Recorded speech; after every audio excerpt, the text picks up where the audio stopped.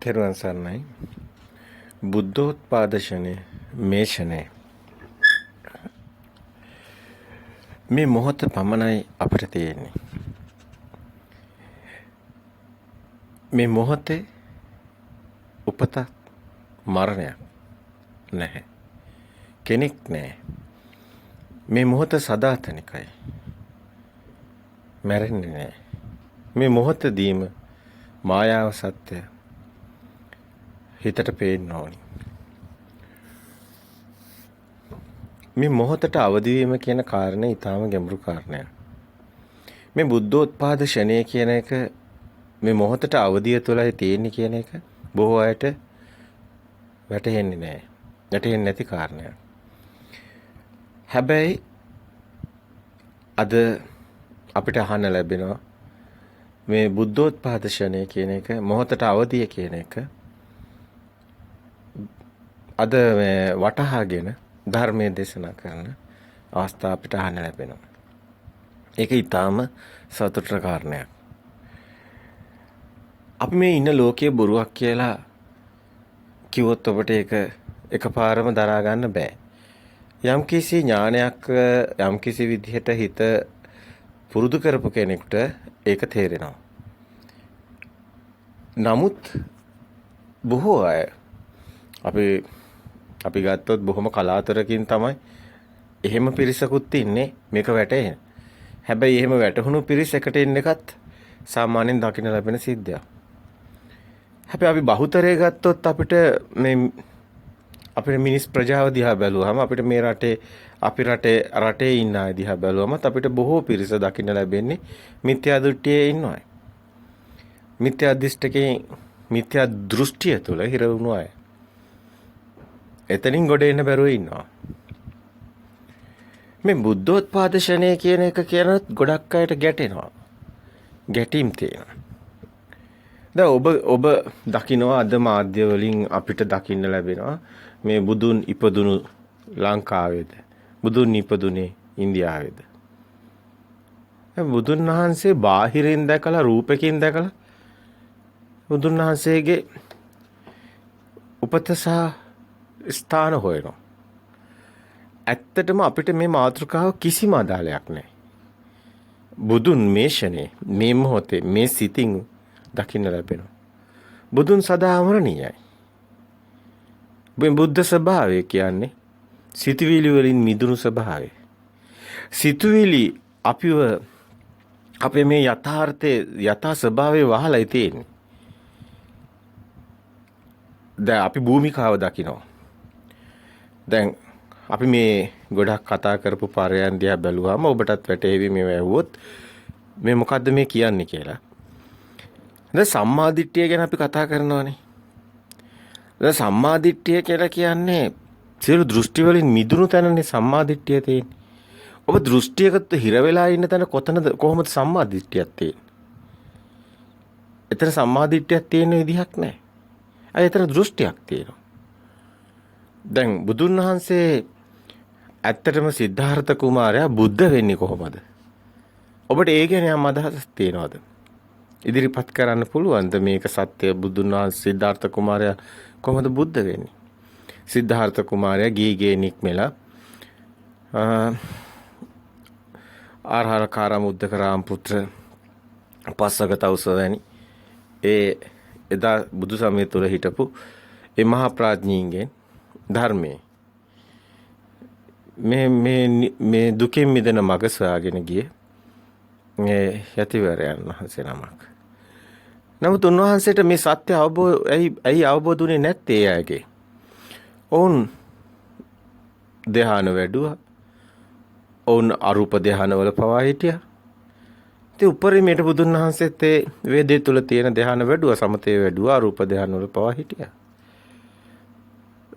ඇයි නිවන් දැක්කේ නැත්තේ? බුදුන් වහන්සේ ඇයි ඒ සියලු අය අත්හැරියේ? ඔවුන්ගෙන් මීට වැඩිය දෙයක් ඔවුන් ගාව නැහැ. දැන් ඔබත් අද භාවනා කරනවා. ඔබට පුළුවන් සතිය වඩන්න, සමාධියට වඩන්න, පුළුවන් ධ්‍යාන වඩන්න.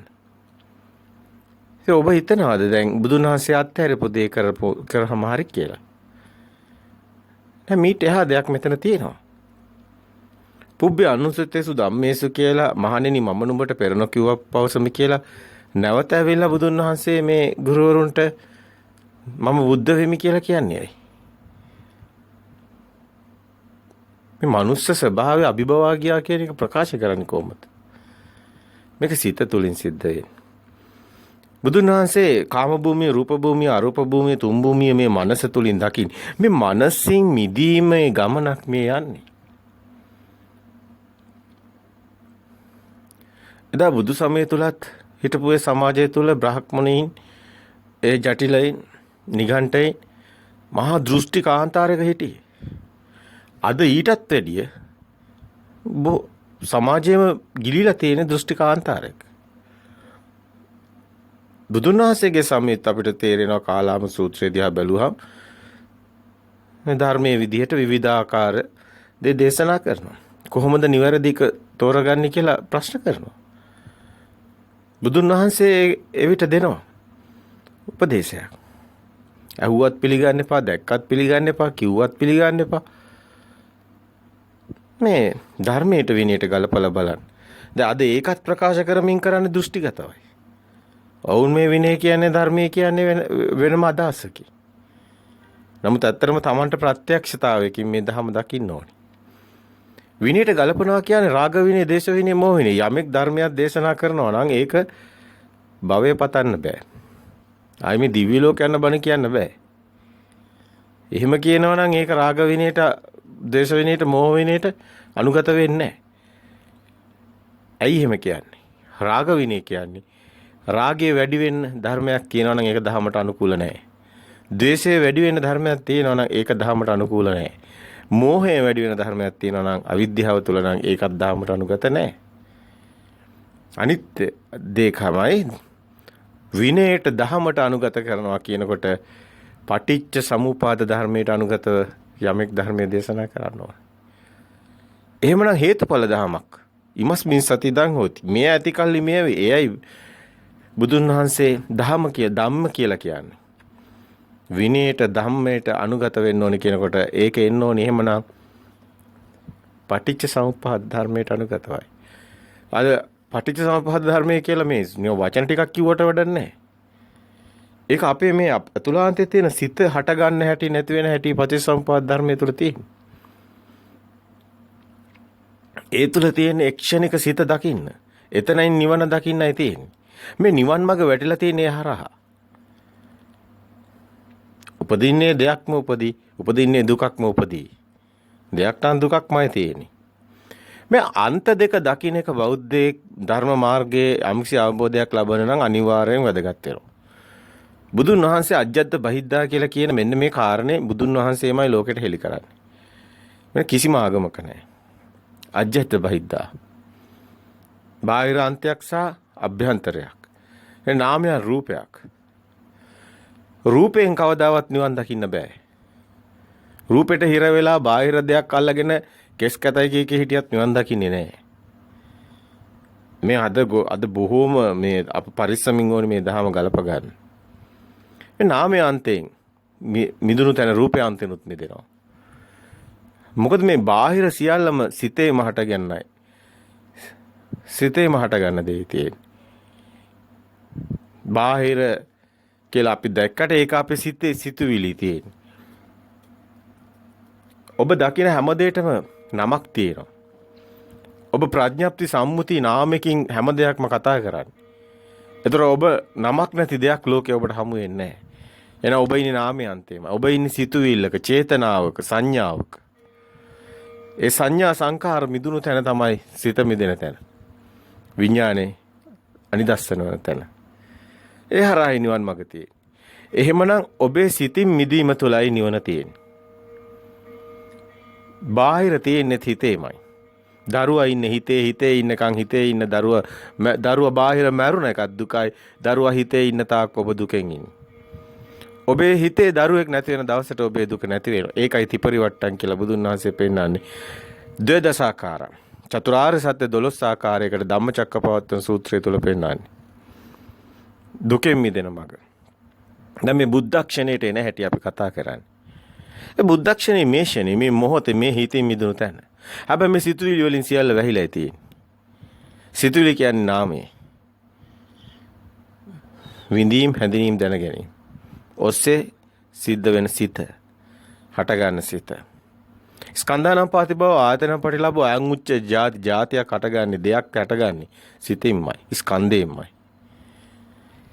චිත්තේන නියති ලෝකේ කියලා පෙන්වෙත් ඒකයි මේ සිතේමයි ලෝකේ හටගන්නේ. දැන් ලෝකේ මිදුණු තැනයි ලෝක විදු වෙන්නේ. එහෙනම් තුන් ලෝකේ, තුන් භූමිය, කාම භූමිය රූපේ හා බැඳලායි තියෙන්නේ. රූප භූමිය, අරූප භූමිය. ඒ කියන්නේ නාමය. අරූප භූමිය කියන්නේ නාමය. එතකොට මේ තුනේ මිදුණු තැනයි සියලු භූමියෙන් මිදුණු තැනයි ඔබ නිවන් දකින්නේ. බුද්ධත්වයේ ලබන්නේ. කාම භූමියත් රූප භූමියත් අරූප භූමියත් තුන් භූමියෙම ජයගෙන ලෝකවිදු භාවයටපත් වෙන්නේ. මේ බුද්ධත්වයේ ලබන්නේ සිත තුලින් මිදිලයි. සිතුවිලි වලින් මිදිලයි. සිතින් මිදෙන්නේ. එහෙනම් බුද්ධ ක්ෂණයේ තියෙන මේ සිතුවිලි වලින් මිදුණු තැන මේ මොහොතේ හට ගන්න සිත අවබෝධ කරන්න ඕනේ. පරජානාති වෙන්න ඕනේ. මේ මොහොතේ හටගෙන නිරුද්ධ වෙන සිත අවබෝධ කරොත් ඒ කෙනාට මේ සිතෙන් මිදෙනවා. ඊගාව ෂණේ හට ගන්න සිතත් අවබෝධ කරගෙන මිදුනොත් ඒ සිතත් මිදෙනවා. රූපේ මායාවක්. වේදනාව දිය බුබුලක්. සංඥාව මිරිඟුවක්. බුදුන් වහන්සේ පෙන්වන උපමා අරගෙන සූත්‍ර දේශනාවන් තරම් තියෙන ඔබට මේවා දකින්න ලැබෙනවා. සලායතන සූත්‍ර හොඳට බලන්න. මේ මහා නිදාන සූත්‍රය හොඳට බලන්න. මේ සූත්‍රවල හොඳට තියෙනවා මේ මොකද්ද මහා නිදානේ මොකද්ද මේ සලායතන හැදෙන හැටි හොඳට තියෙනවා පැහැදිලි කරලා. බුදුන් වහන්සේ රූප පේන පිණ්ඩපපම් රූපං කියන්නේ රූපේ පෙන පිටක්. වේදනාව දිය බුබුලක් බුබුලංච වේදනාව. සංඥා මිරිඟුවක් මරිජ්ජටි සංඥා. එතකොට සංකාර කෙසල් කඳක් මාරූපමංච විඥානං විඥානේ මායාව. දැන් මේ එකකවත් නැහැ ස්ථිර කමක්. අනිත්‍ය ස්වභාවයක් තියෙන. අපි අර වාත සූත්‍රයේ හැම පෙන්නකොට පෙන්නුවේ ඒක මේ අනිත්‍ය ස්වභාවයක් ලෝකේ තියෙන්නේ. සිතත් අනිත්‍ය නිසා හටගන්නේ කියලා වාත සූත්‍රයේ පෙන්නුවේ. මේ කතාව තුළ සියලු දෘෂ්ටීන්ගෙන් බිඳෙනකොට මොකද වෙන්නේ? සිතුවිලි සියල්ල මිදෙනකොට මොකද වෙන්නේ? මොකද වෙන්නේ? සියලු සම්මුති බිඳ වැටෙනවා. සම්මුති නාමයන් සියල්ල බොරු වෙනවා. ලෝකේ බොරුවක් බවට පත් වෙනවා. පුංචි දරුවා මුකුත් දන්නේ නැතුව මේ ලෝකේ ප්‍රවාහස්වර සිතින් උපදිනවා. නමුත් මේ පුංචි දරුවට අවිද්‍යාව පත්‍ය සංකාර සිතුවිලි පොවනවා. ඩේටා දානවා, දත්ත දානවා. ඒ නිසාම දරුවා ලෝකේ දැනගන්න දැනගැනීම බාහිරේ එකිනෙකා දෙන ඒ සංඥා අනුවයි ලෝකෙම වෙන්නේ. අන්න අවිද්‍යාව පත්‍ය සංකාර සංකාර පත්‍ය විඥාන. විඥාන පත්‍ය නාම රූප ඒ අනුව එයා නාමකුයි සිතකුයි බාහිර රූපේකුයි ගැට ගහගෙන මේක විඳීමකට ලක් වෙනවා. විඳීම නිසාම විඥානයක් සිතුවිලි. මේක ප්‍රත්‍ය වර්තනයක් වෙනවා. ඒ කියන්නේ නාම රූප පත්‍ය විඥාන විඥාන පත්‍ය නාම රූප දෙපැත්තටම මේක යනවා. ඊට පස්සේ ඇතුලේ ජෙනරේට් වෙනවා එනර්ජි එක ශක්තිය විඥාන ශක්තිය. ඒ නිසාම ඇතුලේ මිලිවොට් 10ක විතර අපි භෞතික පැත්තෙන් බැලුවොත් ශක්තියකුත් විද්‍යුත් ශක්තියකුත් ඇඟ ඇතුලේම තියෙනවා. මේ නිසාම මේ ශරීර ධාතුවට පණ එනවා. සවිඥානික සිතුවිලි නිසායි මේ ජෙනරේට් වෙන්නේ ශක්තිය. ඒ නිසාමයි මෙතන සිතුවිලි කතාවකුත් මෙතන තියෙන්නේ. මේ සිතුවිලි නිසාමයි මේ පුජ්‍යලේක් සවිඥානික වෙලා ඉන්නේ. මේ ගහට අපි සවිඥානික කියන්නේ අවිඥානිකයි. ගහට හිතන්න බෑ කියන්නේ. අපි ඒ වගේම තමයි අපි මේ ලෝකෙ ගොඩක් පෙන්නනවා මේ අජීවී වස්තු ජීවී වස්තුයි. නමුත් අපි කතා කරන මේ සවිඥානික මේ සිතේ කතාව කෙනෙක් අවබෝධ කළොත් මෙතන තියෙන්නේ එකම දෙයමයි. ගහ වගේමයි මනුස්සයා. ගහ හුස්ම ගන්නවා, ගහ ප්‍රභා සංශ්ලේෂණය කරනවා. අපි ඒක හැමතිස්සෙම කතා කරන මාතෘකාවක්. මොකද මේ ස්වභාවය පෙන්වන මේ මනුස්සයාගේ ශරීරයේ ගහ අතර සමානකම් පෙන්වන. ගහ පොළොව ඕජා උරා ගන්නවා, ගහේ තියෙන ඒ ආහාර ගන්නවා. ඒ වගේම මිනිස්සයා මේ ආහාර දිරවන්නේ හිතලා නෙමෙයි, ගහ ආහාර දිරවන්නේ පොළොවේ ඕජාව අරගෙන අතුකොළ හදන්නේ, සෛල හදන්නේ හිතලා නෙමෙයි. මිනිස්සයා මේවා කරන්නේ හිතලා නෙමෙයි.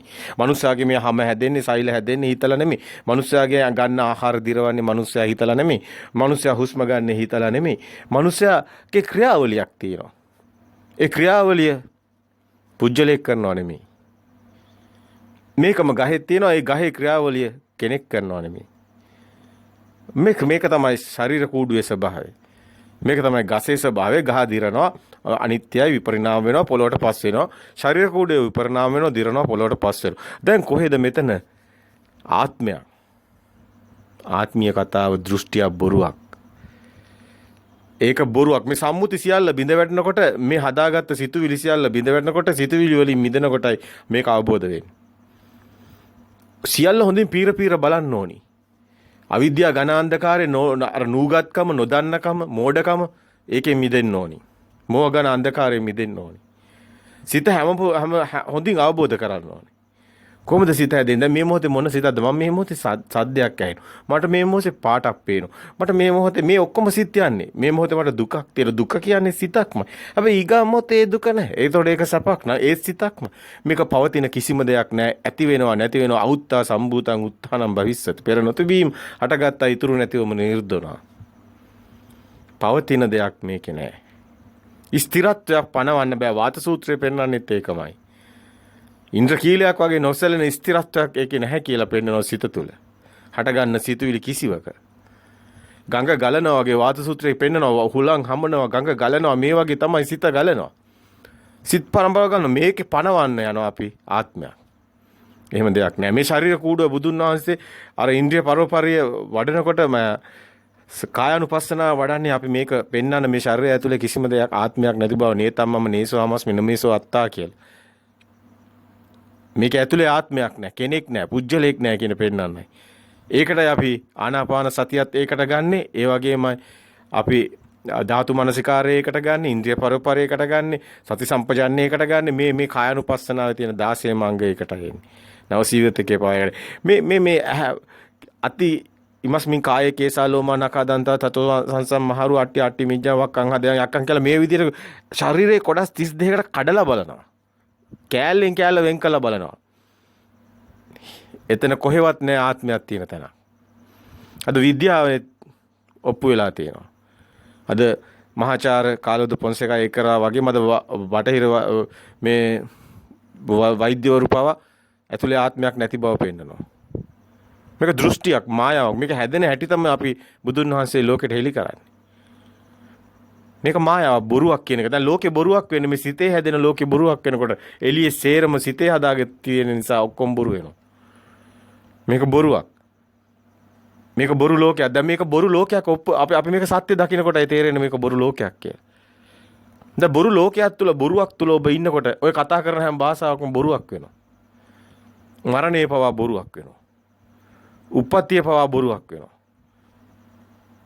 මිනිස්සු විසින්ම දාපු සම්මුති වල මිනිස්සුම හිර වෙලා කූඩුවක් හදාගෙන යකඩ කූඩුවක හිර වෙලා ඉන්නවා. මේ මිනිස්සු විසින්ම ගහගත්ත කූරු ටික තමයි ওই තියෙන සම්මුති ටික. උපතක් තියෙනවා, බර්ත්ඩේ එකක් තියෙනවා, මරණයක් තියෙනවා. දැන් මේක ගහගත්තා. ගහගත්තොත් මොකද වෙන්නේ? ඒක ඇතුලේ එයා හිර වෙනවා. එයාට ආගමකුත් තියෙනවා, ඒකත් ඇතුලේ හිර වෙනවා. එයාට හැම දෘෂ්ටියක් ඇතුලේ මෙයා හිර වෙනවා. එයාට ගයක් තියෙනවා, එයාට හැම දෙයක්ම එයා කොටු කරනවා. ආත්මීය සංකල්පේ ගොඩ නැගෙනවා. ආත්මීය සංකල්පේ ගොඩ නැගෙනවා. මට රූපයක් තියෙනවා, මම කෙනෙක්, මේවා මගේ, මේවා මගේ. එහෙම දෙයක් ලෝකේ නැහැ.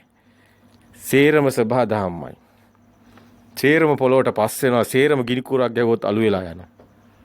වාෂ්ප වෙලා යනවා. ගිය තැනක් හොයා ගන්නත් බෑ. පෘථුවියත් අළු වෙලා යනවා. ගිය තැනක් හොයා ගන්න බෑ. කොහොමද කෙනෙක් ඉන්නේ? කෙනෙක් මෙතන නැහැ. මෙන්න මේක අවබෝධ වීමයි මේ බුද්ධක්ෂණය අවබෝධ වෙන්න කිට්ටු වෙන්නේ. නිවනට ලං වෙන්නේ. මේ හරහා පාත් එක තියෙන. මේක අවබෝධ කරන්නයි සතර සතිපට්ඨානය වඩන්නේ. සිත හැදෙන ඇතුලේ මේ රූපය තුල කෙනෙක් නැති බව දකින්නයි කායानुපස්සනාව වඩන්නේ. රූපේ කියන්නේ තමන්ගේ රූපේ විතරක් නෙමේ, එළිය රූපත් ඔක්කොම රූපමයි. ශබ්ද රූප, ගන්ධ රූප සේරම රූපමයි. තොර මේ ලෝකෙම මේ රූපේ පරජානාති අවබෝධ වුණාම කෙනෙක් කොහෙවත් ආත්මයක් හම්බ වෙන්නේ නැහැ. වේදනාවත් වේදනාව කියලා කිසි දෙයක් හම්බ වෙන්නේ නැහැ. කෙනෙක්ගේ වේදනාවක් කොහොමත්ම හම්බ වෙන්නේ නැහැ. දෙයක් විතරයි. දෙයක් කෙනෙක් හම්බ වෙන්නේ නැහැ. කෙනෙකුට ක්‍රියාවක් විතරයි, ක්‍රියාවලියක් විතරයි, ස්වභාවධාමයක් විතරයි, ස්වභාවයක් විතරයි. ඒ තුල වෙන් කර ගැනීමක් තමයි මගේ වේදනාව කියලා ගන්න එක. වේදනානුපස්සනාව වඩන්නේ ඒක මේක හොඳින් අවබෝධ කරගන්න. එහෙම දෙයක් නැති බව. බොරු අවබෝධ කරන්නයි සතර සතිපට්ඨානය වඩන්නේ. ඒක හොඳට තේරෙනවා ඒකේ තියෙන සූත්‍රය පැහැදිලි කරන විදිහනොත් බුදුන් වහන්සේ විනය්‍ය ලෝකේ අවිද්‍යා දෝමනස්සාන. කායේ කායානුපස්සී විහෙරති කයෙන් කය මුදව ගන්න විහරණයටයි විනය්‍ය ලෝකේ අවිද්‍යා දෝමනස්සාන ලෝකයෙන් මිදෙන විදිහටයි කායන සතර සතිපට්ඨානය වඩන්නේ. කායानुපස්සනාව වඩන්නේ. ඒ විදිහටම තමයි වේදනාවේ වේදනානුපස්සී විහෙරති විහරණයට යන්න ඕනි. මිදෙන්න ඕනි වේදනාවේ. චිත්තේ චිත්තානුපස්සී විහෙරති විහරණයට යන්න ඕනි මිදෙන්න ඕනි. සිතින් මිදෙන්න ඕනි. සිත හැදෙන හැටි දකින්න ඕනි. ඒකයි චිත්තානුපස්සනාවේ තේරුම. මේ ටික දකින්න කෙනා ධම්මේ ධම්මානුපස්සී විහෙරති මේ සියලු ධම්මයන් බොරු වෙලා යනවා. මුළු ලෝකෙම බොරු වෙනවා. සියලු වචන බොරු වෙනවා. සියලු මුළු ලෝකෙම බොරුවක් වෙනවා. කතා කරන හැම වචනයක්ම බොරුවක් වෙනවා. වචනයක් කියන්න බෑ ඒක බොරුවක් නිසා. ඔහුගේ කට ගල් ගැහෙනවා. ගොළුෙක් වෙනවා. ඔහු ප්‍රකාශ කරන හැම දෙයක්ම ඔහු ප්‍රකාශ කරන්නේ සත්‍ය දැනගෙන අර සම්මුතිය තුල අනිත් ඇයට ගැටීමට නොයෑම සඳහා ඔහු වචන භාවිතා කරනවා. ආબોධයටපත් වුණු කෙනා එහෙමයි. ආબોධයටපත් වුණු කෙනා මැරිලා නැහැ. ශරීර කූඩුව එහෙමමයි. කූඩුව තියෙන තාක් මේ ගනුදෙනුව තියෙනවා. මේක යැපෙන්නේ ආහාරයෙන්. මේකට දෙන්න ඕනි දත් ඒව ටික අවබෝධයෙන් කරනවා. නමුත් ඔහු රැවටිලා නැහැ මේක කෙනෙක් නැති බව ඔහු දන්නවා. මේ ඔක්කොම බොරු බව ඔහු දන්නවා. ඔහුට රැවටෙන්න හේතු නැහැ.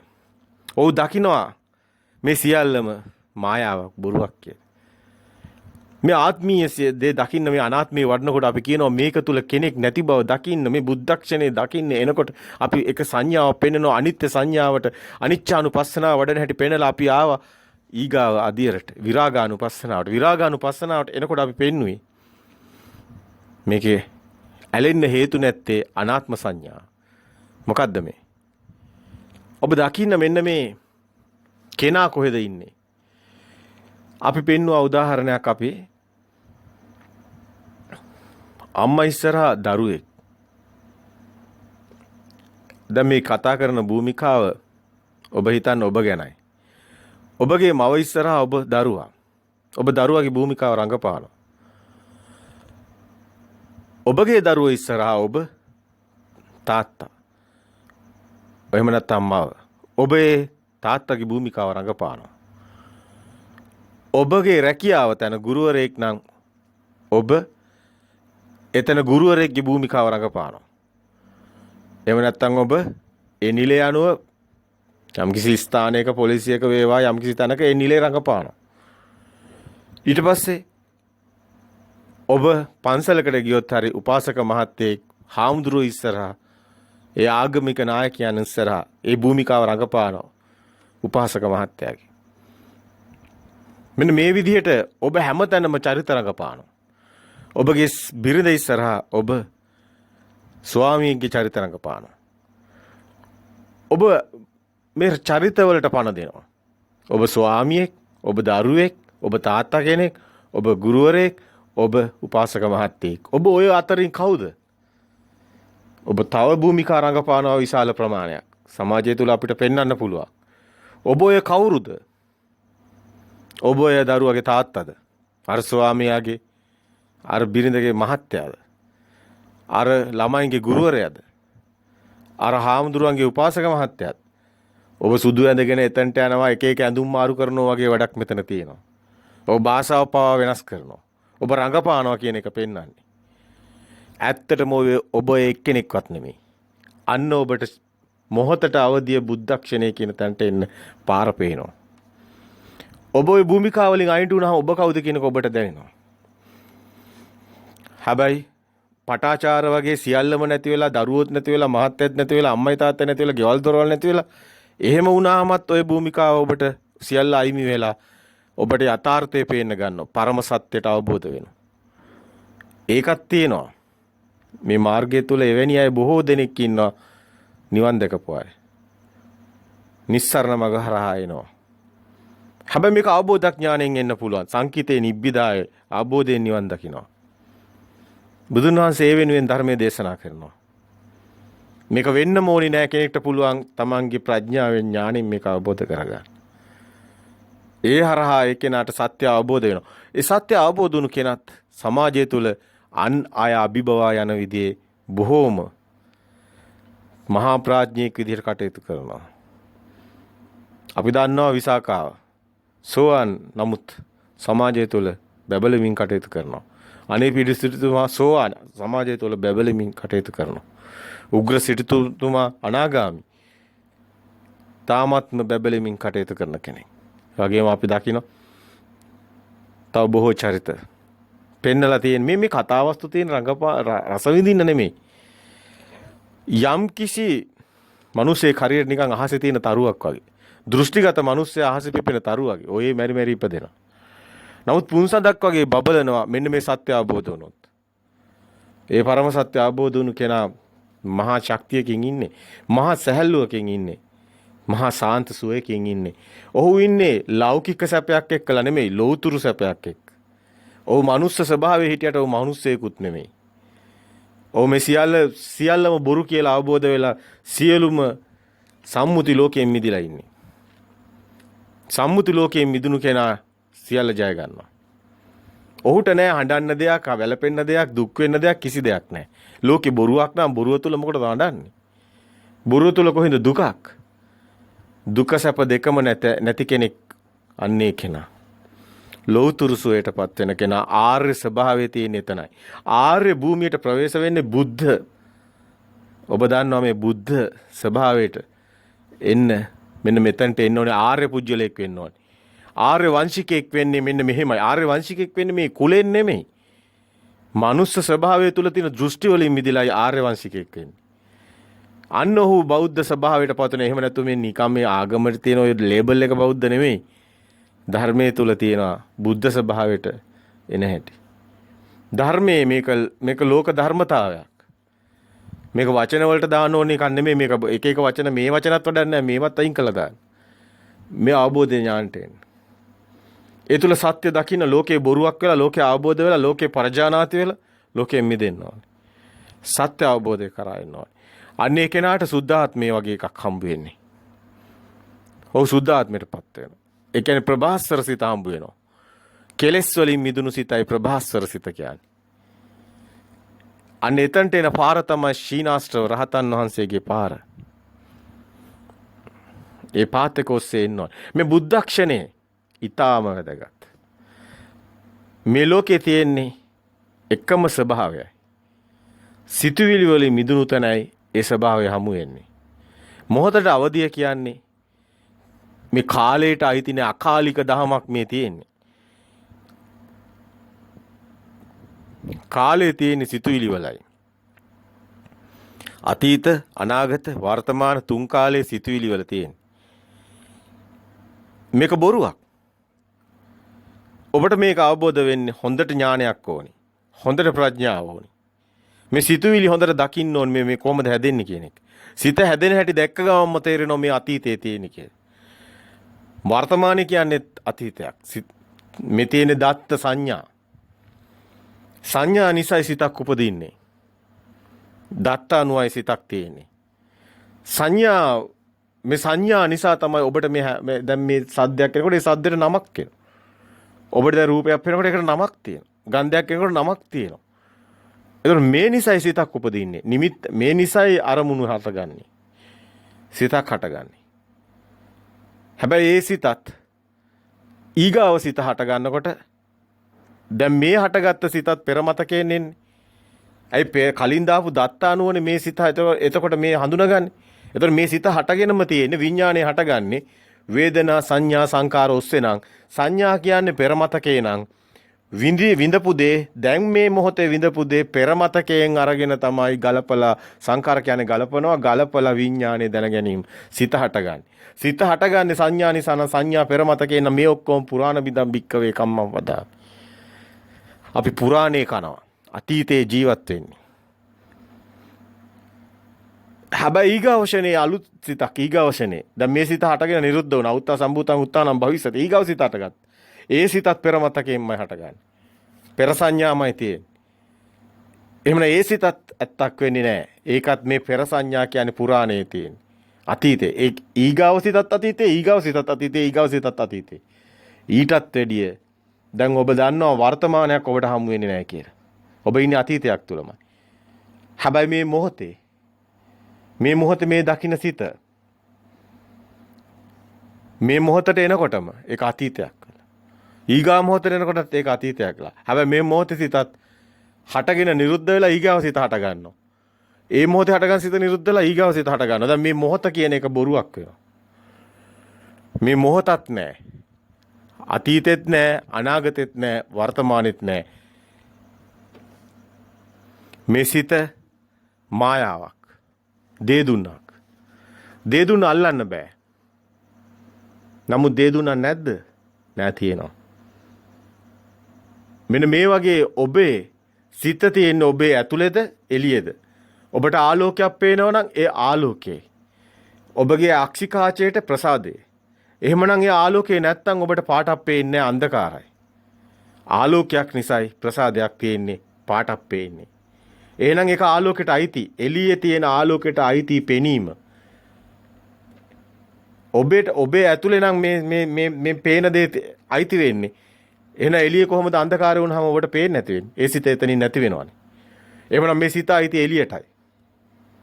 සිත අයිති ඔබට නෙමෙයි. ශබ්දෙත් එහෙමයි. ඔබට ශබ්දයක් නැතුව කොහොමද ඔබ දෙයක් දැනගන්නේ? දැන් ශබ්ද තියෙන එළියේනේ. එහෙනම් එළියේ තියෙන ශබ්දයක් නැතුව ඔබට දෙයක් එන්නේ නැහැ කියන්නේ මේ සිත ශබ්ද සිත අයිති එළියටයි. ඇතුළට නෙමෙයි. මේක ප්‍රසාද. මේ සේරම ප්‍රසාද. අයකයි බුදුන් වහන්සේ පෙන්වන්නේ ඉමස්මින් සති ඉදං හෝති ඉමස්මින් අසති ඉදං නහෝති ඉමස් ඉප්පදා ඉදං උප්පදේ ඉමස්ස නිරෝධා ඉදං නිරොජ්ජති කියලා.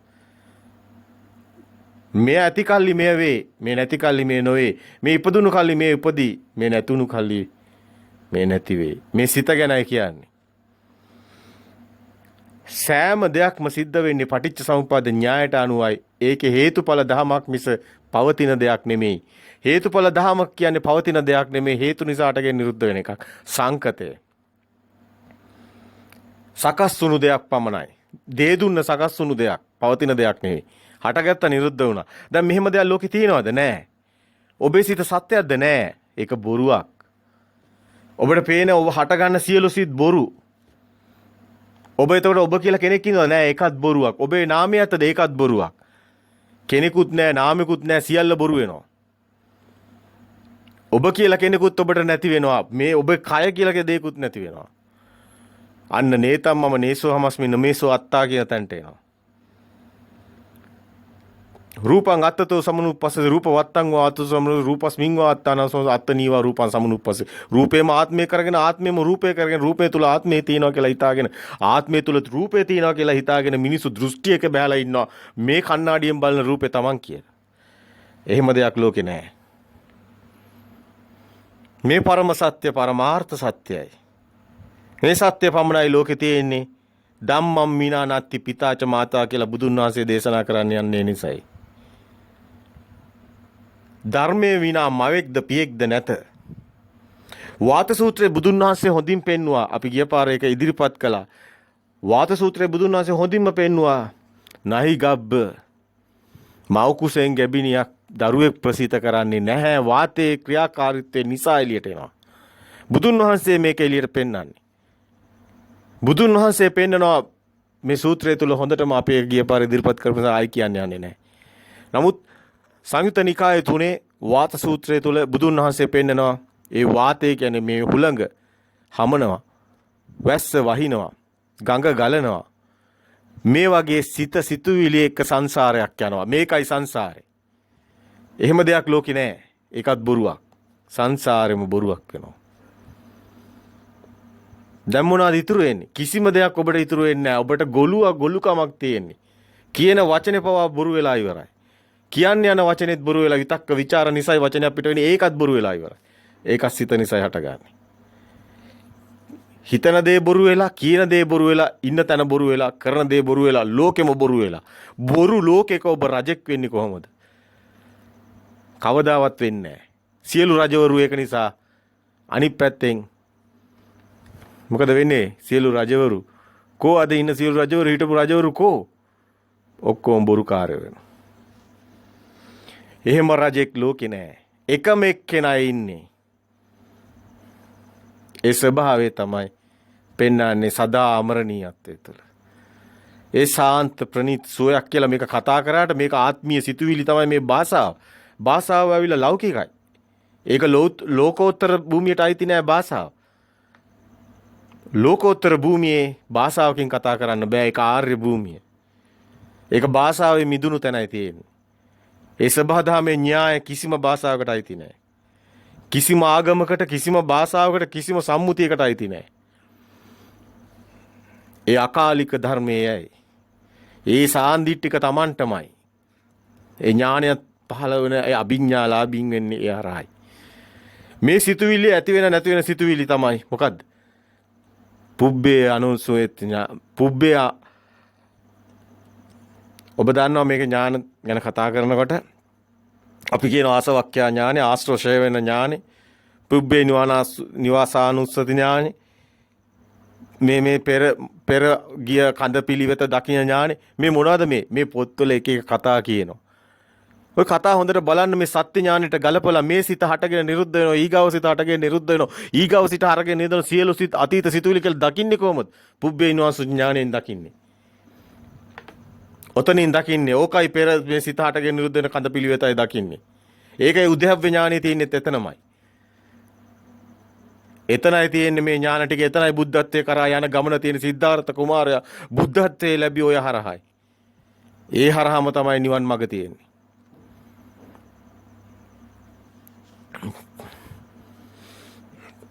ඒ හරහාම තමයි මේ ඥාන ටික ඔබ ගලපලා බලන්න. ආසවක්ඛ්‍යා ඥානෙ, පුබ්බේ ඥානෙ ඔබ තව දකින්නවනේ. මේකේ තව ඥාන තියෙනවා. වෙන විග්‍රහ තියෙනවා පොත්පත්වල.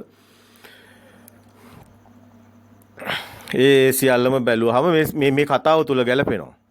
සියල්ලම ඔබට ප්‍රත්‍යක්ෂතාවයට එනවා. සාන්දිටික වෙනවා. සාන්දිටික අකාලිකෝ ඒයිපස්සිකෝ ඕපනයිකෝ පච්චුත්පන්නංච යේ ධම්මා. මෙන්න මේ ප්‍රත්‍ය උප්පන්න මේ මොහොතේ දකින්න සිත මිදෙන තැන තියෙන දහම ඕනම කෙනෙකුට එව බලව කියලා කියන්න පුළුවන්. වෙන මුකුත් කතා ඕනේ මේ ධර්මයේ දකින්න කාට එක්කවත් වෙන අමුතු තර්ක විතර්ක වලට යන්න ඕනේ මේක පුළුවන් ප්‍රත්‍යක්ෂ වෙනවා යාට. බලන්න කියන්නේ විතරයි පුළුවන්. ඔයා මේක බලන්න. ඔයාගේ හිතින් බලන්න මේක වෙන්නේ නැද්ද කියලා. අන්න ඒක විතරයි කියන්න ඕනේ. ඒ කෙනාට මේක දකින්න ලැබෙනවා. ඒ කෙනාටම කවදා හරි ඒක අවබෝධ වෙන්න ඕනේ. කවුරු කොච්චර මොනවා කිව්වත් වැඩක් නැහැ. තව කෙනෙකුට මේක තේරුම් කරන්න පුළුවන් එකක් නෙමෙයි. සාන්දිටික Tamanටයි අකාලික කියන්නේ මේක තුන් කාලයක් නැහැ. කාලෙනුත් මිදිලා මේ කතාව තියෙන්නේ.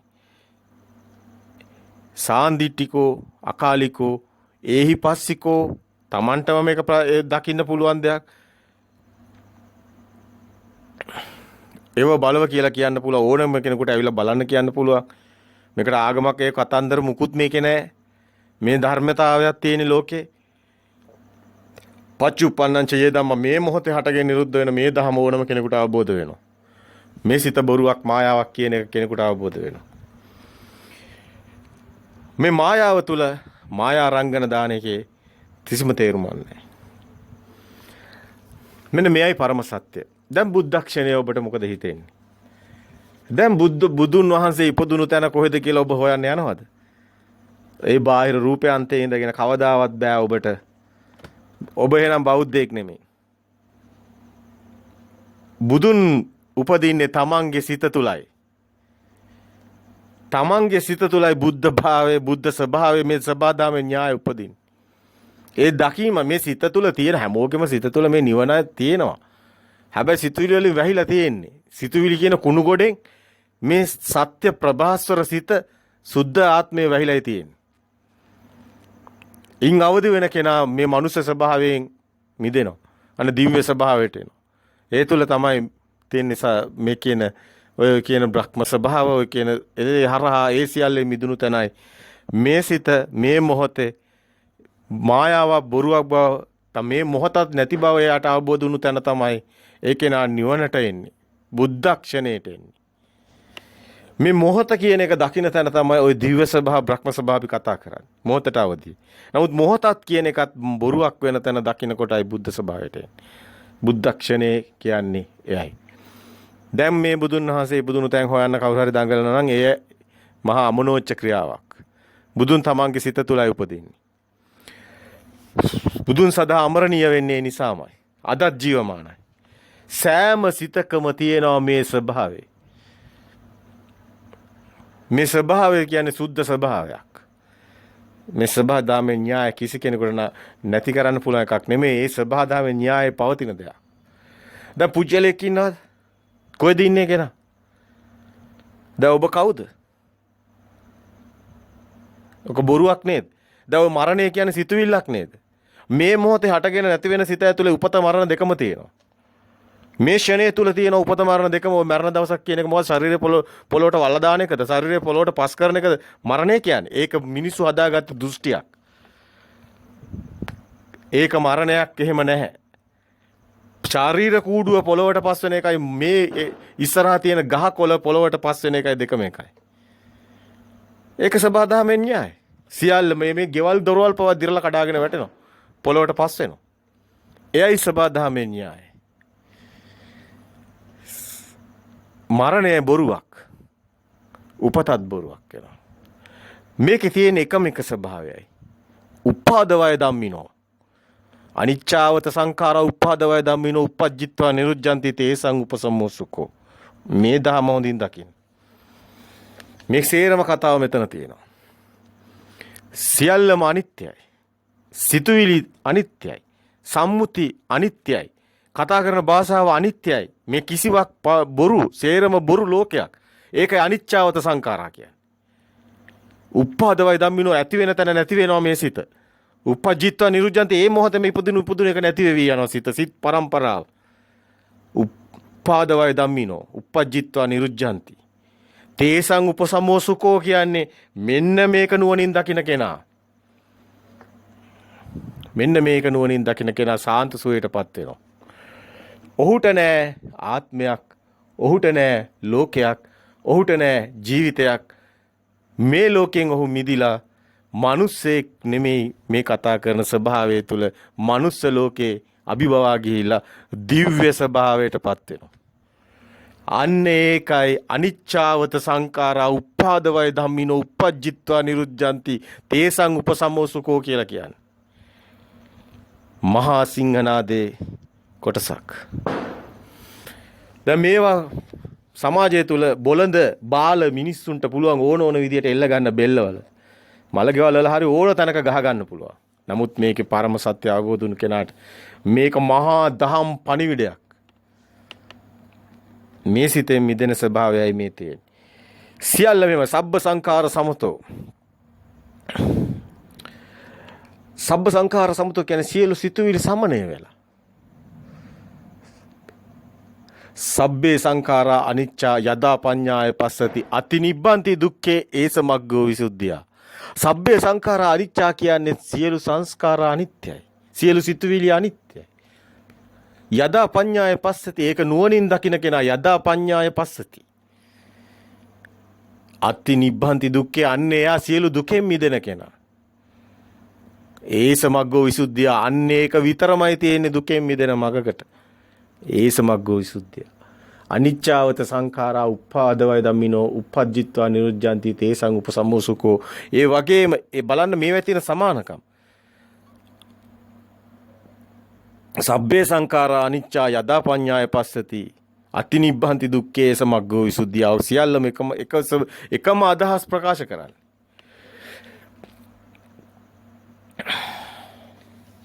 සබ්බේ සංඛාරා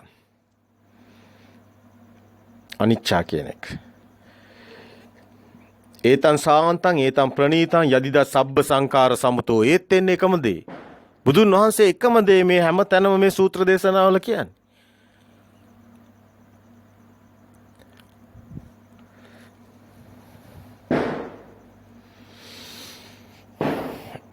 ඒතං සාන්තං ඒතං ප්‍රණීතං යදිද සබ්බ සංඛාර සමතෝ. සබ්බූපති පට්නිසග්ගෝ සියලු උපදීන් සියලු අල්ලගත්ත මේ මනස තුල දාලා හිර කරගත්ත දැනුම සියල්ලම බොරුවක්.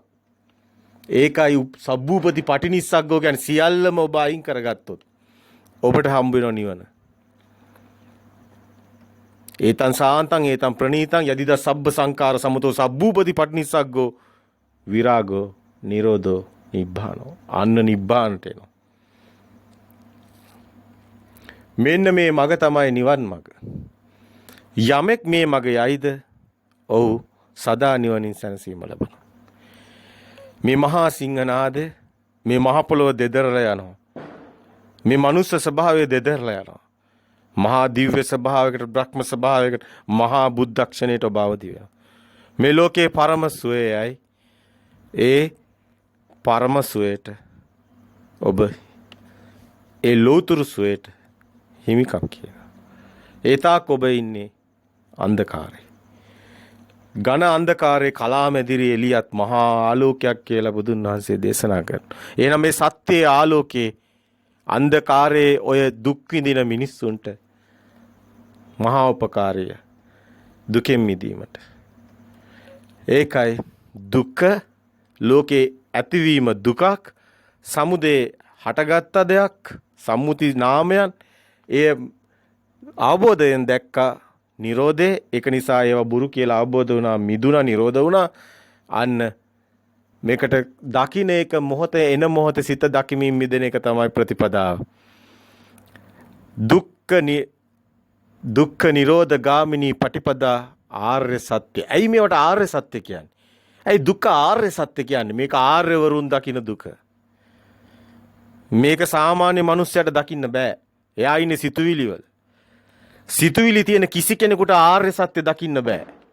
ආර්ය සත්‍ය දැක ගන්න නම් සිතුවිලි වලින් මිදෙන්න ඕනේ. දුක්ඛ ආර්ය සත්‍ය දකින්න නම් මේ දුකේ සත්‍ය ස්වභාවය දකින්න නම් සිතුවිලි වලින් මිදෙන්න ඕනේ. අන්නේ කෙනා දකිනවා සමුදය ආර්ය සත්‍ය මේ හට ගැනීම දකිනවා, නිරෝධ ආර්ය සත්‍ය නැතිවීම. මේ සත්‍ය දකින්න කොටයි නිරෝධය වෙන්නේ. සත්‍ය ඥානයේ ඇතිහුටයි කෘත්‍ය ඥානයේ තියෙන්නේ. සත්‍ය ඥාන අවබෝධය නැත්තම් ඒ කියන්නේ මේ ලෝකේ පරම සත්‍යය දැනගන්න ඕනි. පරසෝ ගෝසේ මේකේ වැදගත්කම ඒකයි. මේ අසා සුතවත් භාවයේ තියෙන වැදගත්කම ඒකමයි. මේකටයි කල්යාණ මිත්‍රයෙක් අවශ්‍යම වෙන්නේ. ඒකටයි මේ ලෝකේ බුද්ධ භාවයේ තියෙන්නේ. මේ ලෝකෙට මුලින්ම මේක ඉදිරිපත් කරපු කෙනාට අපි බුද්ධ කියලා කියනවා. ඒක නිසා තමයි මේ බුද්ධ රාවයක් තියෙන්නේ. එහෙම නැත්නම් මේ කතාවේ එහෙම දෙයක් නැහැ. මේ පරම සත්‍ය පමණයි තියෙන්නේ. පරමාර්ථ සත්‍ය පමණයි ලෝකේ එනන් තියෙන්නේ. මේ බුද්ධ කියන වචනේ මෙතනට දැම්මේ මේ සම්මුතියෙන් දාපු වචනයක් මේ තියෙන්නේ. ඒක දාන්න හේතුව තමයි ලෝකේ මුලින්ම මේ දේ ඉදිරිපත් කරපු කෙනා බුද්ධ වෙනවා. නැත්නම් ওই බුද්ධ කියන වචනේත් එන්නේ නැහැ. එන්නේ පරමාර්ථ සත්‍ය කියන වචනේමයි. පරමාර්ථ සත්‍යමයි මේ අවබෝධ වෙන්නේ. ඒ හරහා. අනේක ප්‍රතිපදාවක් අවශ්‍යයි. මොකද මේ සිත වැඩ කරන රටාව මුදවන්න පුරුද්ද ඒ පුරුදු වෙච්ච රටාවට මේ සිත ගමන් කරනවා. ඒ පුරුදු වෙන රටාවට සත්‍ය රටාව හුරු කරොත් ඒ සත්‍ය රටාවට හිත දකිනවා. අන්නේ යාට සත්‍ය බෝධිපාශික ධර්ම උපදිනවා. අන්නේ යාට සද්ධාව කියන්නේ සත්‍ය දකින්න එකයි. වීරය කියන්නේ සත්‍ය දකින්න හිත දකිමින් මිදෙන්න පෙන්නන එකයි. සද්ධා වීර සතිය කියන්නේ සත්‍ය දකින්න සතියක් පිහිටනවා. සද්ධා වීර සසමති ප්‍රඥා කියන්නේ මේ සත්‍ය සද්ධා වීරය සති සමාධිය කියන්නේ ඔය කියන මේ සමතමේ නිකම් බ්‍රහ්මන සමාධියක් නෙමෙයි. මේ කියන්නේ ලෞතුරු සමාධියක්. මේක වොස්සග්ග පරිණාම වුණු නිවනට නැමුණක් කොට පවතින සමාධිය. අනිමිත්ත සමාධිය. දකිමින් මිදිමින් නිමිතේ එක නිමිත්ත අල්ලගන්න එකක් නෙමෙයි. නිමිති වලින් මිදෙන සමාධිය. ඒ සමාධියක් පිහිටනවා. ඔබට මේක ප්‍රත්‍යක්ෂ වෙයි. ඔබ මේ සිතට ඇත්ත පෙන්න යන. ඔබට ඒ සමාධිය හම්බ වෙනවා. ඒකාන්තයෙන් හම්බ වෙනවා. මේ සතර සතිපට්ඨානයේ යමෙක් නිවැරදිව වඩයිද බුදුන් වහන්සේ අප වෙනවා දින 7ක් ඇතුළත දින භාගයක් අවම උපරිම අවුරුදු 7ක් ඇතුළත මේ ධර්ම අවබෝධ වෙනවා. එයා නිවන් දකින්නමයි. මේ සතර සතිපට්ඨානයේ හරියට යමෙක් වඩයිද බුදුන් වහන්සේ අප වෙනවා. බුදුන් වහන්සේ අප වෙනවා. ඒ බුදුන් වහන්සේගේ මුවින් මේ වචන ටික කියලා තියෙනවා. ඔහු නිවන් දකින්නවා. ඔහු සදා අමරණීයත්වයටපත් වෙනවා. මේ සතර සතිපට්ඨානයේ තරම් ගැඹීර දේශනයක්. සියලු බුදුවරු දේශනා කරන්නේ මෙයමයි. මේ සබහාදහම පමණයි. මේ සබහාදහමට අයිති දෙයක් කිසිම කෙනෙකුට අයිති නැහැ. බුදුවරයෙක් කරන්නේ මේක ලෝකේ තියෙන දේ එලි කරලා දෙන එක විතරයි. මේක කාටවත් අයිති දෙයක් නෙමෙයි. මේ සබහාදහම. මේ සබහාදහම් ප්‍රකාශ කිරීමක් පමණයි. සප්ත සූර්යෝගම සූත්‍රයේ වුණත් හරියට කෙනෙක් බැලුවොත් මේ මුළු පෘථුවියම සූර්ය හත් ගුණයක් තරම් රශ්මිය වෙඩිලා අලු වෙලා නැති වෙලා අභ්‍යවකාශයේ පමණක් ඉතුරු වෙනවා කියන එකනේ තියෙන්නේ. ඕකම තියෙනවා තව විදිහකින් ගලපන්න පුළුවන්. සිත ඇතුලේ හැදෙන ලෝකෙත් නැති වෙලා ඔය කියන සප්ත බොජ්ජංග ධර්ම වැඩෙනකොට ඔය කියන දෘෂ්ටි සියල්ල කුඩු වෙලා සම්මා දිට්ඨියට එනකොට මුළු හිත ඇතුලේ තියෙන ලෝකෙත් අලු වෙලා නැත්තටම නැති වෙලා යනවා. දෙපැත්තටම ප්‍රත්‍යවරෝපණය වෙනවා. මේක භෞතික වශයෙන් සිද්ධ වෙන පැත්ත අනිත් පැත්තටම එනවා චිත්තයේ පැත්තට. පැහැදිලි කිරීම ඕන විදිහට කරගන්න පුළුවන්. අපිට අවශ්‍ය වෙන්නේ සත්‍ය දැකලා කෙනෙක් නිවන් දකින්න එක පමණයි. දැන් ඔබ වීරයක් අරගෙන චංජන් ජනේති වායමති විරියං ආරහති චිත්තං පග්ගඤ්ඤාති පජාති කියන ක්‍රමයට ඡන්දේ මොකද්ද මේ කියන්නේ? ඔබට කැමැත්තක් තියෙන්න ඕනි සත්‍ය දැනගන්න. ඡන්දේ මොකද්ද මේ චන්දන් ජනේති කියන්නේ? අන්න කැමැත්ත සත්‍ය දැනගන්න තියෙන. චංජන් ජනේති වායමති වායම් කරන්නේ මොකටද? වීරයක් කරන්නේ මොකටද? ලෝකයේ ඇත්ත දැනගන්න. ඔබ ඉන්නේ අන්ධකාරයේ දෘෂ්ටි කාන්තාරයක වැළලිලා. ඔබට ගොඩේමක් නැහැ. ඔබගේ කොටු පවුරු සියල්ල වටේට ගාගෙන යකඩ කණු ගාගෙන ඔබ හිරගයක් හදාගෙන ඔබම මාංචු දාගෙන ඉන්නේ. ඔබ හිර කූඩුවක කොටු වෙලා ඔබ ආගමකට දෘෂ්ටියකට කොටු වෙලා ඔය සේරම කුඩු කරලා දැම්මොත් සියලු ආගම් වලින් මිදුණු තැන තමයි මේ කියන පරමාර්ථ සත්‍ය අවබෝධ වෙන්නේ. මේ තියෙන සම්මුති ලෝකයේ තියෙන සියලු සම්මුති නැති තැනක් තමයි ලෝතුරු සුවේ තියෙන්නේ.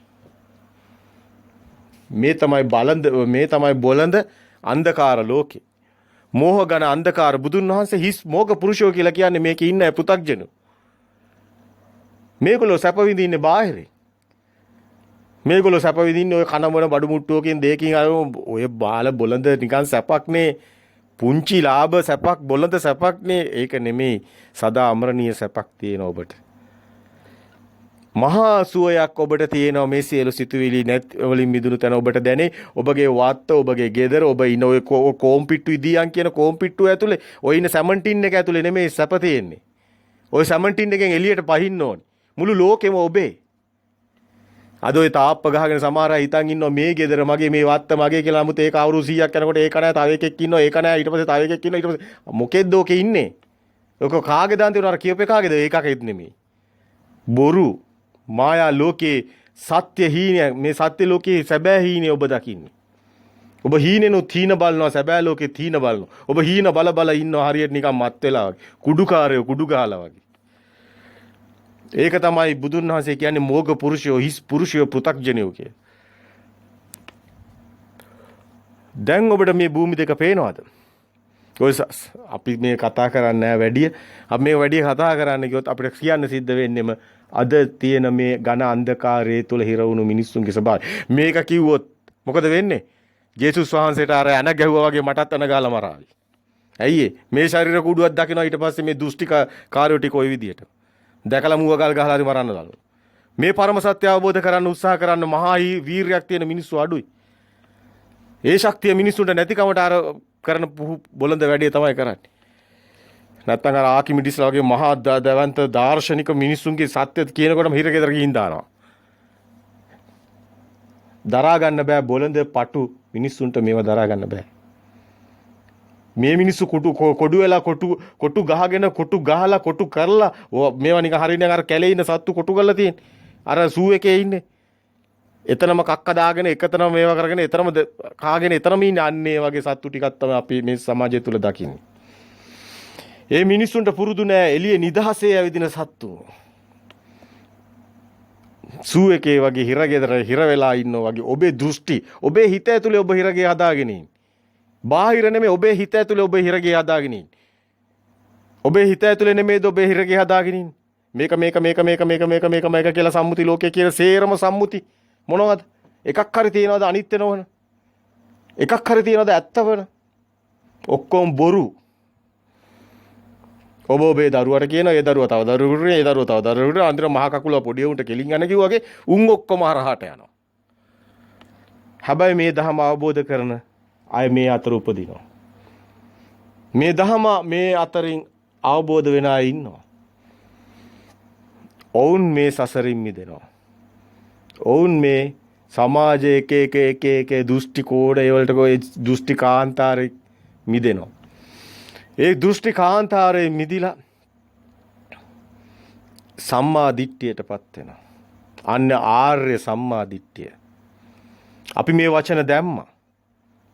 ජාත්‍යන්තරව මේ මාධ්‍ය ඔස්සේ අපි මේ දාලා තියෙන වචන හොඳින් බලන්න. ආර්ය සම්මා දිට්ඨිය එන්නේ මේ සියලු දෘෂ්ටි වලින් මිදුණු තැනයි. අපි මේ වචනේත් මේ හරහා ගෙනාවා. ඒ වගේ අපි ගෙන ආපු ඒ ධර්ණු ඒවා ඉස්මතු කරන්න ගත්තේ බුදුන් වහන්සේ ඉදිරිපත් කරපු ඒ සත්‍යමයි. අපි බුද්ධක්ෂණේ ඉදිරිපත් කරන්නේ ඒ හරහාමයි. බුදුන් ඉපදුණු තැම් බාහිරෙන් හොයන්න එපා. ඔබේ සිත ඔබේ සිතුවිලි වලින් මුදව ගන්න ඔබට බුද්ධක්ෂණය හමු වෙනවා. අන්න එතන බුදුන් උපදිනවා. බුදුන් වහන්සේ බුදුමුවින් ප්‍රකාශ කරපු වචනෙම ඔබ අනුගමනය කරන්න. සෝ ධම්මං පස්සති සෝ මං පස්සති. මාව දකිනං යමෙක් මාව දකින්න අවශ්‍ය නම් කෙනෙකුට ධර්මයේ දකින්න ධර්මයේ තුලින් පමණයි මා දැකගත හැකි වන්නේ. බුදුන් වහන්සේ බාහිරින් කවදාවත් කියන්නේ නැහැ ඔය පිළිමයකින් බුදුන් කෙනෙක් හමු වෙයි කියලා. බුදුන් වහන්සේ ජීවමාන කාලේ පිළිමයක් තිබුණෙත් නැහැ. බුදුන් වහන්සේ පිරිනුවම් පාලා අවුරුදු 500ක් යනකම් බුදු පිළිමයක් තිබුණේ නැහැ. මගේ දත්තවල හැටියට අවුරුදු 200න් යා අශෝක අධිරාජය කාලෙනුත් පස්සේ බුදු පිළිමයක් නෙලන්නේ. මේවා සමහර විට මේ ඉලක්කම් වල අඩුපාඩු තියෙන්න පුළුවන්. නමුත් අපි හොඳටම දන්නවා බුදුන් වහන්සේ පිරිනුවම් පාලා සෑහෙන කාලයකට පස්සේ බුදු පිළිමයක් නෙලලා මැටි වලින් හදලා මේකේ කියලා ගහලා මිනිස්සුන්ට වැඳ වැඳ ඉන්න පුදන්න තෙලින් මලින් පුදන්න එකක් හදලා තියෙන්නේ. ඕකේ බුදුන් නැහැ. ඔබේ සිත ඇතුලේ බුදුන් ඉන්නවා. බුද්ධක්ෂණයට එන්න නම් ඔබේ සිතුවිලි වල ඉන්න දෘෂ්ටි වලින් මිදෙන්න ඕනේ. ඒ තාක් ඔබට බුදුන් දකින්න බෑ. කවදාවත් ඔබට බුදුන් දකින්න බෑ මැටි ගුලියකින්. ඒක හොඳින් දැනගන්න. බුදුන් වහන්සේමයි මේක දේශනා කරන්නේ. අපි මේ ගැන විශාල දේශනා ඉදිරිපත් කළා තියෙනවා. බුදුන් වහන්සේ හිටපු සමය තුලත් අපි එක දේශනයකදී දැක්කා බුදුන් වහන්සේ අන්ද වනයේට වැඩලා 3 මාසයකට පස්සේ වඩිනවා ජේතවනාරාමයට. ඊට පස්සේ ආනන්ද හාමුදුරුවෝ බුදුන් වහන්සේ නැති නිසා මිනිසුන්ට මිනිසු විශාල පිරිසක් පැමිණෙනවා බුදුන් වහන්සේ බෑ දකින්න. නමුත් බුදුන් වහන්සේ නැහැ. මේකට කම්පා වෙලා ආනන්ද හාමුදුරුවෝ මුගලන් හාමුදුරුවන්ට උපකාර අරගෙන මුගලන් හාමුදුරුවන්ට කියලා මේ රූපයක් මවලා කම්කරුවෙක් ගෙනහැල්ලා සඳුන් කොටයකින් බුදුරු වපයක් ඒ බුදුන් වහන්සේගේ සයිස් එකටම ඒ විදිහටම නෙලනවා බුදු රූපයක්. බුදුන් වහන්සේ ජීවමාන කාලෙදි මේ කතා. මේක ජේතවනාරාමේ තිබ්බහම මිනිස්සු ඇවිල්ලා වන්දනා කරනවා. බුදුන් වහන්සේ දැන් අන්දවණයෙන් වඩිනවා. නිරෝධ සමාපත්තියේ සමවැදිලා ඉන් මිදිලා බුදුන් වහන්සේ 3 මාසයකට පසු ජේතවනාරාමයට වඩිනවා.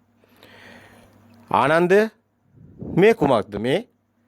ස්වාමීනි ඔබ නැති විට ඔබගේ මේ එන අසරණ මිනිස්සුන් කම්පාවටපත් වෙනවා. ඒ නිසා වන්දනා කරන්න මම මෙහෙම පිළිමයක් නෙළුවා. මේ විදිහට කම්කරුවෙක් ගෙනල්ලා සඳුන් කොටේ මෙහෙම ඔවුන්ට උපකාර පිණිස පිළිමයක් නෙළුවා. වහාම දැම්ම මේ කෑලි වලට කඩලා ගංගානම් ගඟේ පාකල යවන්න කියනවා. මේ බුදුන් වහන්සේ දේශනා කරන්නේ ඇයි ඒ? මොවුන් අන්ධ භක්තියට වැටෙනවා කියනවා. තෙලින් මලින් මාපු දන්නෝ නොවේති කියලා බුදුන් වහන්සේ කිව්වේ අන්නේදා. ප්‍රතිපත්තියේ මාපු දන්නෝ වෙති කියන වචනේ දේශනා කරන්නේ ඔතනයි. ප්‍රතිපත්තියෙන් කියන්නේ මේ සිත මේ මොහොතේ හට ගන්න හැටි දකින්න ඕනි. ඒකට ප්‍රතිපත්තිය එයාගේ ජීවිතය තුළ එයා ඒක නිතරම දැකලා පුරුදු කරන්න ඕනි. අන්න ඒකයි ප්‍රතිපදාව. ඒකයි ආර්යකාන්ත සීලය. ඒකයි අපි රකින සංවරත්වයෙන් සීලාරම් කියන තැනට එන්නේ ආબોධඥානෙ. මේකට එන්න බෑ පුදුන් මිනිස්සයාට. ඒක නිසා පුදුන් මිනිස්සයා තාම බුදුන් වහන්සේ උපදින්න 5000කටත් කලින් තිබුණු පංචශීලී රකිනවා. අර මහාමායා දේවියත් රකපු පංචශීලය. ඒක බුදුන් වහන්සේ ලෝකෙට දීපු න්‍යායක් නෙමෙයි. බුදුන් වහන්සේ ඉදිරිපත් කරන්නේ ප්‍රතිපදාව ආර්යකාන්ත සීලය. ස්කන්ධයේ උදේවැය දකින්න සීලය. දැන් ඔබ දකින්න ඔබ තුලින්ම බුදුන් දැක නිවන් දකින්න මඟ සොයා ගන්න. ඔබ සිත තුළ සිතින් සිතුවිලි වලින් මිදුණු තැන ඔබට බුද්ධ ස්වභාවය හමු වෙනවා. ඒ මොහොතට අවදිය කියන තැන ශුන්‍යතාවය හරහා එන්නේ. අපි මේ දේශනා ශුන්‍යතාවය ගැන දේශනා මාලාවක් ඇති ඉදිරිපත් කළා. අනිච්චානුපස්සනාව, විරාගානුපස්සනාව, පටිනිස්සග්ගානුපස්සනාව, මේ කායානුපස්සනාව, වේදනානුපස්සනාව, චිත්තානුපස්සනාව, ධම්මානුපස්සනාව මේ හරහා අපි ඇවිල්ලා තියෙන ශුන්‍යතාවයට. ශුන්‍යතාවෙත් අපි දේශනා මාලාවක් ඉදිරිපත් කරා මේ වේදයේ තුල තියෙන Hindu ආගමේ තියෙන එක එක ඒ බොරු ශුන්‍යතාවය මොකද්ද? බුදුන් වහන්සේ ලෝකෙට හෙළි කරන ඒ ධර්මයේ කුමක්ද කියන එක. මොහොතට අවදිය කියන කාරණය හරහා එන බුද්ධක්ෂණයට පෙන්වන්නයි අපි උත්සාහ කරේ. දැන් බුද්ධක්ෂණය දැක ගන්න ඕනේ. එහෙනම් බුදුන් වැඳ දැක නිවන් දකින්න ඕනේ. එහෙනම් සෝ ධම්මං පස්සති සෝ මං පස්සති. ධර්මයේ දැක බුදුන් දකින්න